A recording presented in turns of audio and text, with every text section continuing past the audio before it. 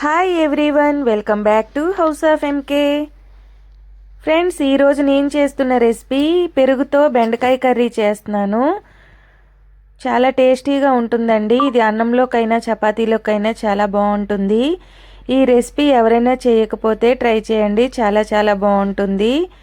ఇప్పుడు ఈ రెసిపీని మనం ఎలా చేయాలో చూసేద్దాం.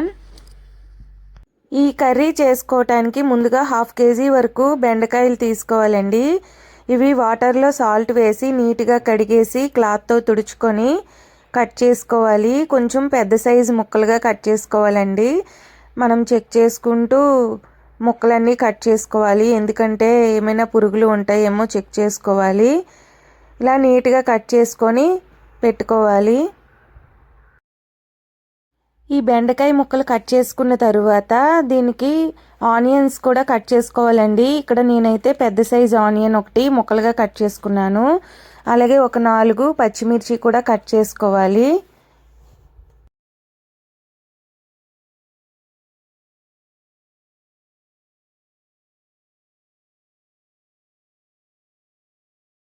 ఇలా కట్ చేసి పెట్టుకున్న తరువాత ఒక బౌల్ తీసుకొని ఆ బౌల్లో మనం గ్రేవీ కోసం పెరుగు అయితే తీసుకోవాలండి. ఇక్కడ నేను 1 కప్పు వరకు పెరుగు తీసుకున్నాను.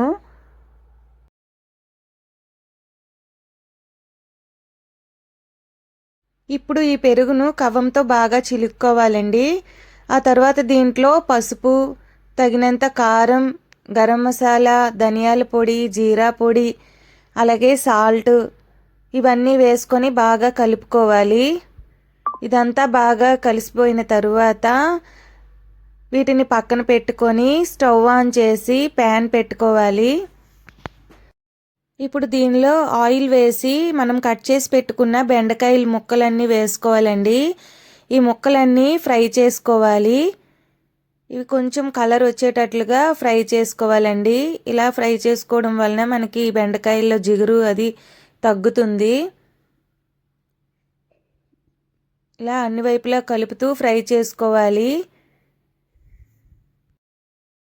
ఇలా ఫ్రై చేసుకున్న తర్వాత దీంట్లో తగినంత పసుపు, అలాగే తగినంత సాల్ట్ కూడా వేసుకొని కలుపుకోవాలండి. ఇదంతా బాగా కలిసేలా కలుపుకొని ఫ్రై చేసుకోవాలి. ఇలా ఫ్రై అయిన తరువాత దీన్ని ఒక బౌల్లోకి అయితే తీసేసుకోవాలి. ఇందులో ఉన్న ఆయిల్ తీసేసి ఈ ముక్కలన్నీ ఒక బౌల్లోకి వేసుకోవాలి. ఇలా ఇవన్నీ తీసేసిన తరువాత అదే ఆయిల్లో మరి కొంచెం ఆయిల్ వేసుకోవాలండి. ఆయిల్ వేడైన తరువాత దీనిలో ఆవాలు, జీలకర్ర, అలాగే కరివేపాకు వేసుకోవాలి. ఇవి కొంచెం ఫ్రై అయిన తరువాత దీంట్లో ఆనియన్స్ వేసుకోవాలండి. అలాగే ఒక 4 పచ్చిమిర్చి కూడా వేసుకొని ఇదంతా బాగా కలుపుకోవాలి. అలాగే దీనిలో అల్లం వెల్లుల్లి దంపేసి వేసుకోవాలండి. అల్లం వెల్లుల్లి పేస్ట్ ఉన్న వాళ్ళు పేస్ట్ అయినా వేసేసుకోవచ్చు. ఇప్పుడు ఇదంతా బాగా కలుపుకొని వేగించుకోవాలి. ఇక్కడ ఆయిల్ కొంచెం తక్కువైంది కాబట్టి మళ్ళీ నేనైతే మరి కొంచెం ఆయిల్ అయితే వేసుకున్నానండి. దీనిలో కొంచెం సాల్ట్ వేసుకొని ఫ్రై చేసుకుంటే ఉల్లిపాయలు అనేవి త్వరగా వేగుతాయి. ఇలా ఆనియన్స్ అన్నీ బాగా ఫ్రై చేసుకోవాలి. ఆనియన్స్ బాగా ఫ్రై అయిన తర్వాత మనము పెరుగు అన్నీ కలిపేసి వేసుకున్నాం కదా, ఆ మిక్స్ అంతా ఇందులో వేసేసుకోవాలి. ఈ మసాలా అంతా ఇది మనం ఫాస్ట్గా కలుపుకోవాలండి. అప్పుడు మనకి పెరుగు అనేది ఇరగదు, లేదంటే ఇరిగిపోతుంది. ఫాస్ట్గా కలుపుకోవాలి. ఇలా కాసేపు కలుపుకున్న తరువాత గ్రేవీ అనేది చిక్కపడుతుంది.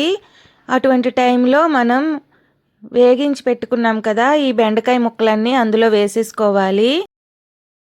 వీటన్నిటిని బాగా కలుపుకొని ఒక 3-4 నిమిషాల పాటు మూత పెట్టి ఉడికించుకోవాలండి.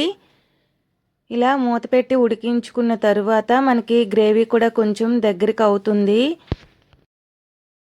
ఇంకా ఇందులో వేసిన బెండకాయలు కూడా ఉడికిపోయిన తర్వాత దీంట్లో 1 స్పూను శనగపిండి వాటర్ వేసి కలుపుకొని ఇదంతా అందులో వేసుకోవాలండి. అప్పుడు మనకి గ్రేవీ అనేది ఇంకొంచెం థిక్గా వస్తుంది.